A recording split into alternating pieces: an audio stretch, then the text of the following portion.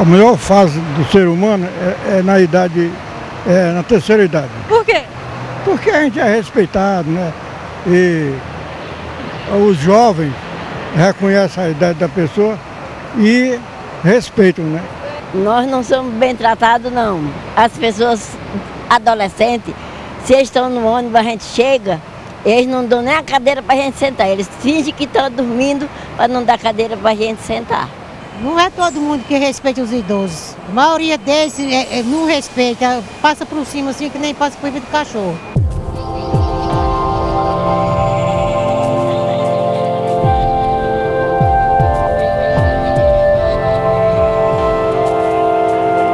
Uma população que não para de crescer.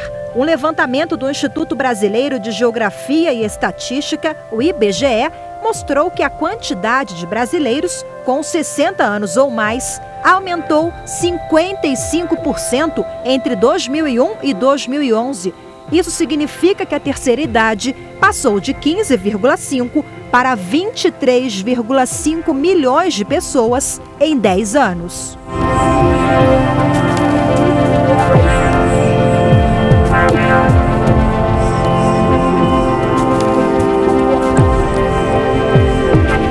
É melhor idade, porque menos responsabilidade para a vida da gente. Mas é muito difícil pela saúde. Eu acho que é o melhor que tem. Eu acho, né? Tem tempo para tudo, né? Tem tempo para fazer tudo. Ainda sobra tempo.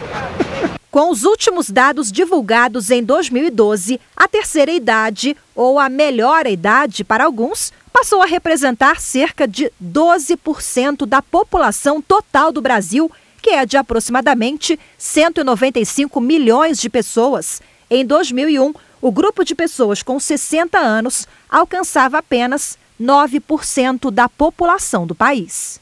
E com o crescimento no número de idosos, cresce também, mesmo que de forma tímida, o número de políticas públicas em benefício da terceira idade.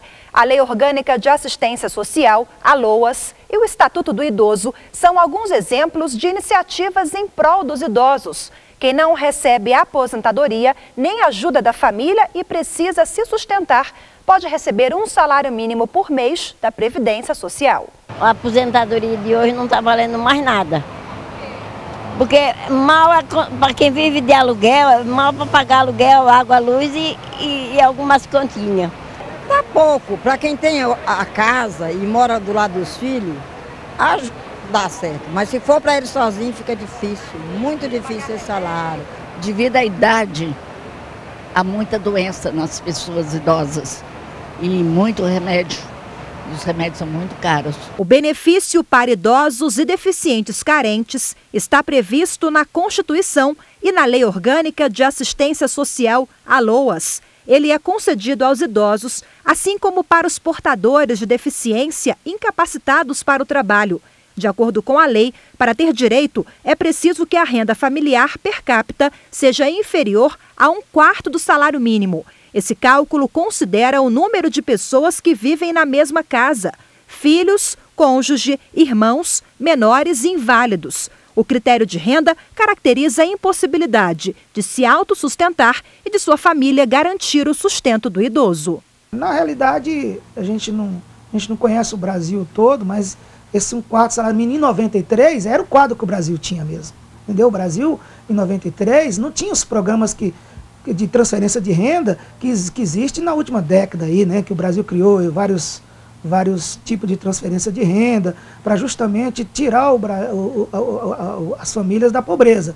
Mas na época, em 93, que foi quando foi instituída a lei das organizações, da organização da assistência social, realmente 1/4 salário família era realmente a condição dos brasileiros mesmo, que uma boa parte da população era realmente tida como famílias de miseráveis mesmo. Só que isso hoje, em 2013, de 2012 para 2013, essa realidade hoje mudou. E em abril deste ano, esse critério para o recebimento do benefício foi julgado no Supremo Tribunal Federal. A Corte declarou inconstitucional a regra prevista na Lei Orgânica da Assistência Social, a LOAS, e concluiu que o Congresso Nacional deve aprovar uma nova norma para regulamentar o direito garantido aos que não têm condições financeiras de se manter.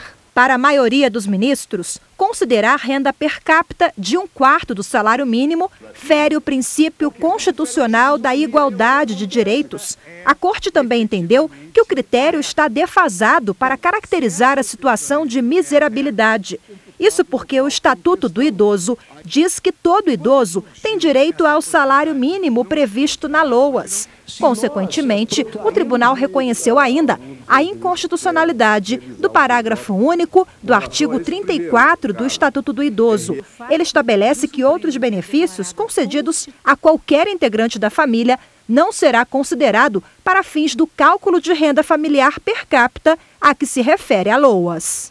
Isso corrigiu uma injustiça e um critério defasado que existia na época da LOA, que é de 1993.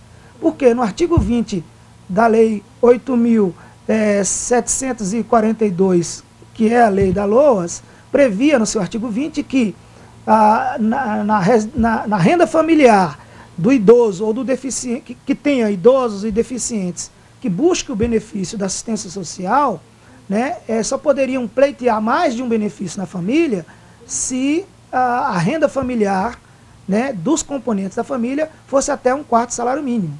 Né. Em 2003, com o Estatuto do Idoso, prevê que o idoso acima de 65 anos pode pedir, mesmo que não tenha contribuído para a Previdência, possa pedir o benefício de um salário mínimo. Só que em 2003, a LOA no Estatuto do Idoso só trata dos idosos. E com isso, havia assim, critérios, né, um critério defasado, porque 1/4 salário mínimo hoje no Brasil, em que o governo federal e os governos estaduais e municipais estão transferindo renda de Bolsa Família, Bolsa Escola, outro tipo de bolsas que são transferidas para o governo para as famílias, esse 1/4 salário mínimo para uma renda familiar, como bem julgado pelo Supremo Tribunal Federal, passou hoje para um valor equivalente a meio salário mínimo. Daqui a pouco, no próximo bloco, você vai entender melhor o assunto e acompanhar todas as discussões desse processo no plenário do Supremo. Voltamos já.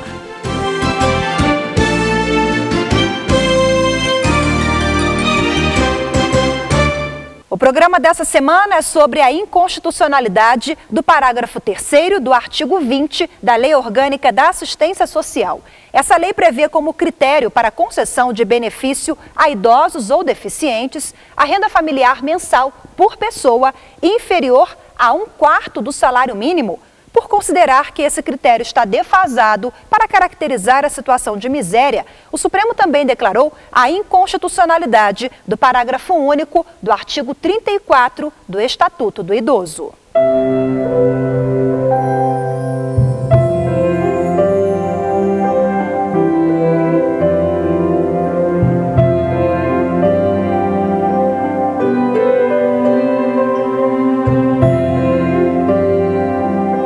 O tribunal seguiu o entendimento já firmado pelo plenário quando a Corte julgou inconstitucionais os 2 dispositivos ao analisar 2 recursos extraordinários sobre o mesmo tema, ambos com repercussão geral.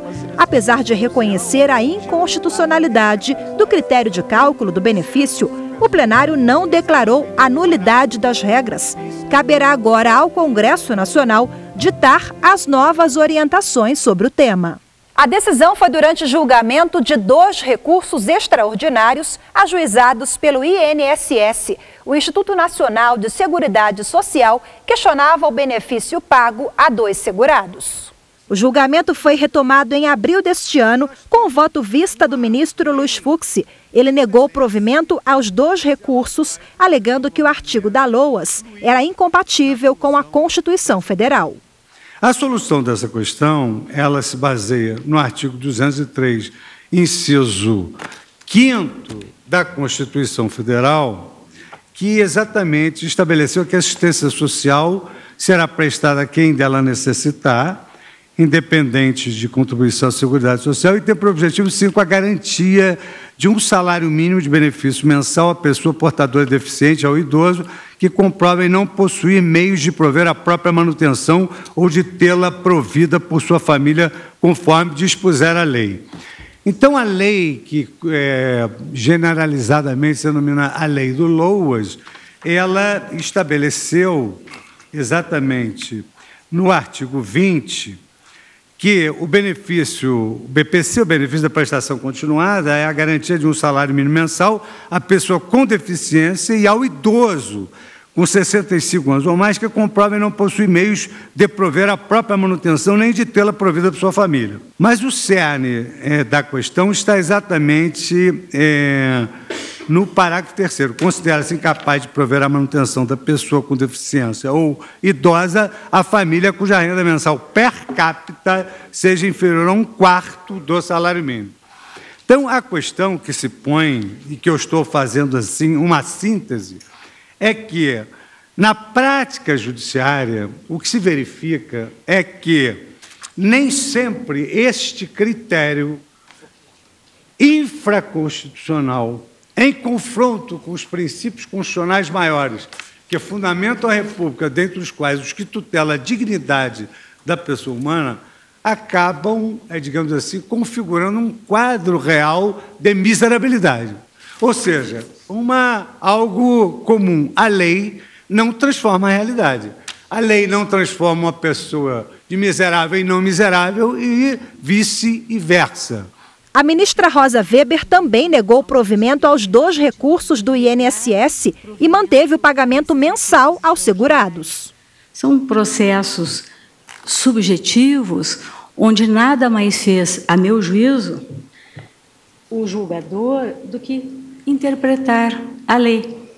E o fez, né, especificamente no primeiro deles, do 567/1985, a compreensão de que o parâmetro, o critério objetivo de miserabilidade previsto no artigo 20, parágrafo 3º da Lei 8742, de 93, né, havia sofrido ou revogação, ou não mais poderia subsistir como um único parâmetro, né, a compreensão de que a miserabilidade jurídica poderia ser interpretada de uma outra forma. No voto, ela lembrou de uma outra decisão do Supremo favorável ao INSS. O fato de o Supremo ter declarado a constitucionalidade daquela norma não significa que sejam inconstitucionais decisões que observem outros parâmetros para a definição da miserabilidade jurídica.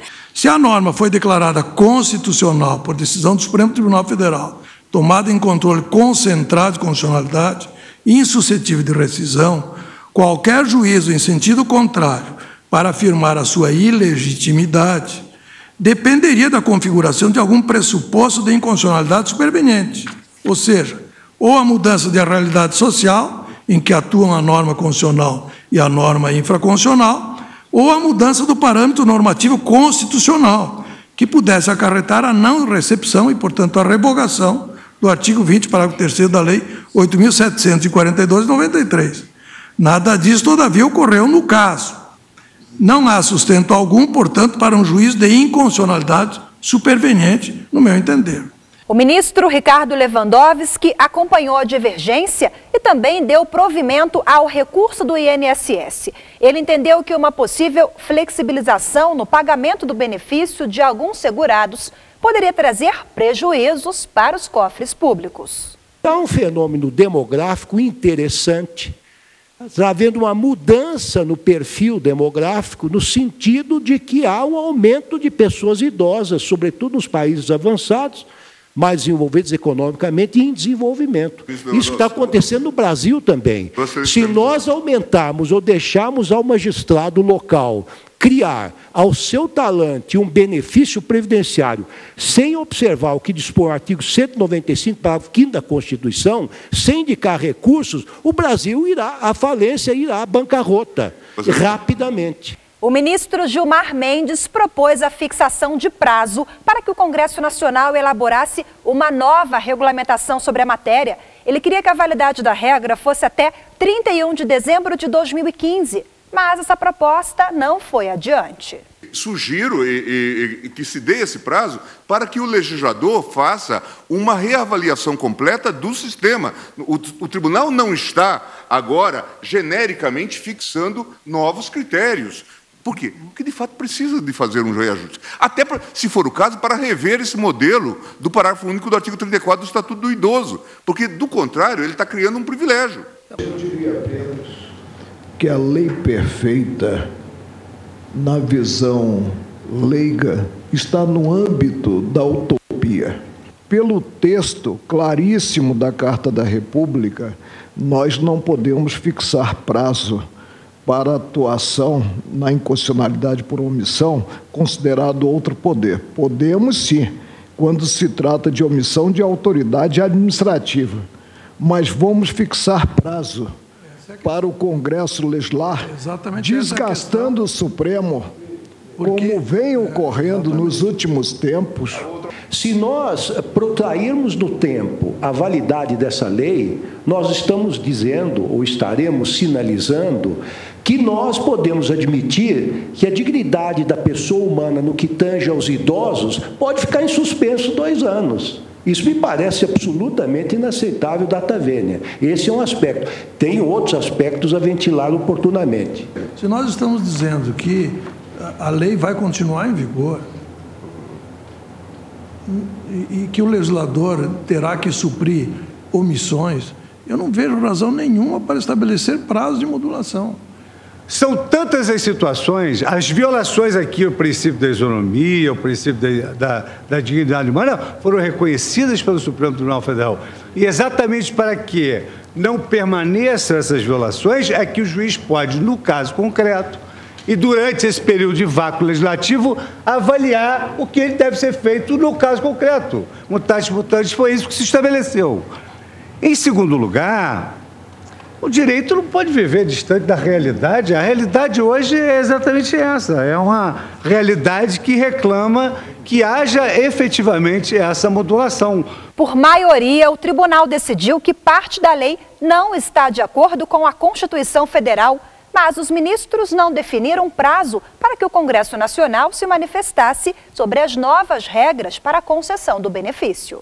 O voto do ministro Gilmar Mendes, relator da reclamação, prevaleceu no julgamento. Ele declarou a inconstitucionalidade de parte da lei, porque entendeu que a norma trazia problemas de isonomia na distribuição dos benefícios. Imagine-se a situação hipotética, eu dizia, o ministro Fux releu isso ontem, de 2 casais, ambos pobres, sendo o primeiro composto por 2 idosos e o segundo por um portador de deficiência e um idoso. Conforme a dicção literal do referido artigo 34, quanto ao primeiro casal, ambos os idosos têm direito ao benefício assistencial de prestação continuada. Entretanto, no segundo caso, o idoso casado com deficiente não pode ser beneficiário do direito se o seu parceiro portador de deficiência já recebe o benefício. Isso claramente revela a falta de coerência do sistema, tendo em vista que a própria Constituição elegeu os portadores de deficiência e os idosos em igualdade de condições como beneficiários desse direito. O ministro considerou que há omissão legislativa parcial em relação ao parágrafo 3º do artigo 20 da LOAS. Ele observou ainda que ao longo de vários anos, desde a sua promulgação, a norma enfrentou mudanças, entre outros setores, na economia e na política do país. Trata-se de uma inconstitucionalidade que é resultado de um processo de inconstitucionalização decorrente de notórias mudanças fáticas, políticas, econômicas e sociais e jurídicas, sucessivas modificações legislativas dos patamares econômicos utilizados como critérios de concessão de outros benefícios assistenciais por parte do Estado brasileiro. E sobre o mesmo tema, o plenário também julgou a reclamação número 4.374, ajuizada pelo INSS, o Instituto Nacional do Seguro Social. O objetivo era suspender o pagamento de um salário mínimo por mês a um trabalhador rural de Pernambuco. O benefício foi concedido pela turma recursal dos Juizados Especiais Federais de Pernambuco e foi mantido no julgamento pelo Supremo. Essa inconstitucionalidade, eu acho que realmente ela veio para corrigir essas distorções, né? Agora, cabe às entidades que defendem os direitos dos deficientes e as entidades que defendem os direitos dos aposentados e dos idosos, que são contribuintes ou não da Previdência, pressionar o Congresso Nacional para que seja criado um critério mais atual do que vem a ser composição per capita da renda familiar, né? Com isso, isso precisa ser feito, Porque o Supremo, ele não legisla, ele simplesmente declarou inconstitucional. O programa faz agora um rápido intervalo, mas não sai daí porque voltamos já já.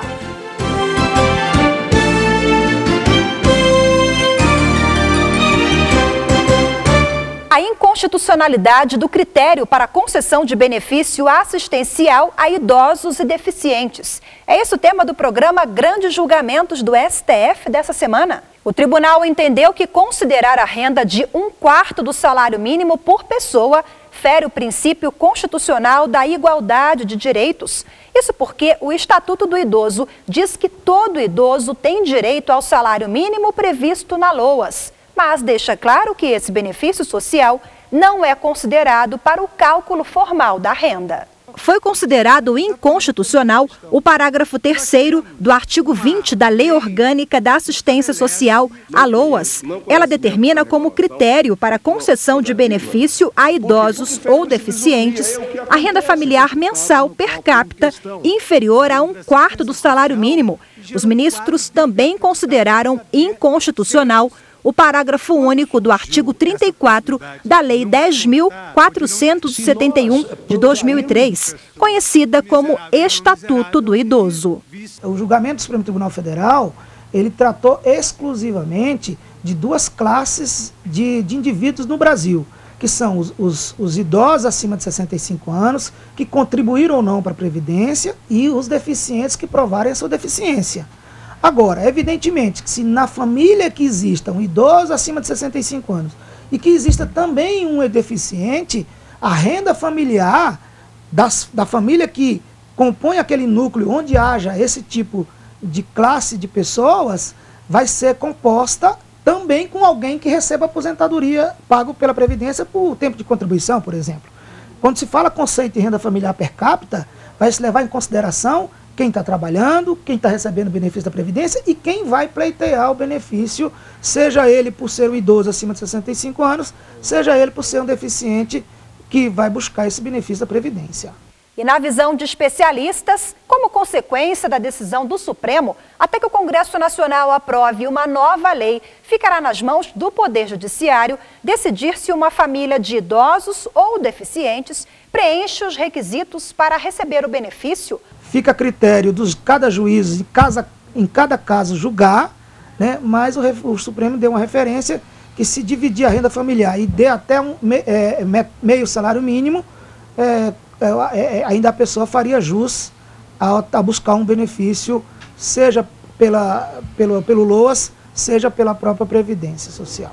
A decisão não afasta a possibilidade de juízes terem interpretações divergentes sobre o mesmo assunto. Vai caber aos magistrados que enfrentarem essas questões definir os critérios de renda per capita para deferir ou não mais de um benefício para a família ou para a pessoa que pleiteie um desses benefícios direcionados ao idoso acima de 65 anos e ao deficiente. A situação preocupa muito o governo. Se a Justiça desconsiderar os atuais parâmetros de renda para a concessão do benefício, o impacto nos cofres públicos pode chegar até 40 bilhões de reais. Atualmente, cerca de 2 milhões de brasileiros recebem a renda mensal vitalícia com base na Lei Orgânica da Assistência Social. A minha proposta é exatamente de sermos leais ao processo constitucional, de dizermos o que está em vigor e o que não está em vigor. Quanto ao ponto idoso, óbvio que isto é uma pane legislativa. Por quê? Porque fere o princípio de isonomia, é o que acontece. Por quê? Porque se deu o benefício ao idoso que recebe LOA, permitindo que o outro também receba. E excluiu outras possibilidades. Esse é o problema. Agora, se o legislador, diante da força financeira dos cofres públicos, vai manter esse modelo para o futuro ou não, essa é uma questão que terá que ser decidida tal como nós estamos propondo. Eu entendo que essa decisão ela foi positiva, ela foi uma decisão afirmativa, do ponto de vista das classes que foram, digamos assim, beneficiadas de certa forma, ou serão beneficiadas porque agora vão poder, junto ao Congresso, discutir melhor um critério mais justo para definir se renda per capita familiar no Brasil. O que não poderia, ao meu ver, era manter, em 2012, 2013, um critério em que 1/4 do salário mínimo que existia para a condição de vida em 1993 pudesse permanecer até agora no Brasil, que hoje a gente nota que nós brasileiros, a miséria realmente tem caminhos para se erradicar no Brasil. Aqui eu sou bem respeitado, tenho ônibus de graça, né? Graças a Deus. Tem minhas carteirinhas do idoso, todas as duas, né? Eu acho que falta muita coisa ainda para ser respeitado do normal, o que precisa. E a terceira idade é a melhor idade ou não? Para quem viveu até hoje é bom, né? Se alguém que for novinho fazer por dono viver até eu fim, chegar na minha idade é bom. É bom, porque já passou por muitas coisas. Já tem uma história a contar, né? É bom, já tenho 80 anos, estou satisfeito com a vida. E o programa dessa semana fica por aqui. Lembrando que temos um encontro marcado na semana que vem com mais uma grande decisão do plenário do Supremo. Se você quer entrar em contato com a gente para sugerir um tema ou falar com a nossa produção, é só mandar um e-mail para grandesjulgamentos@stf.jus.br. Até a próxima semana, obrigada pela sua companhia.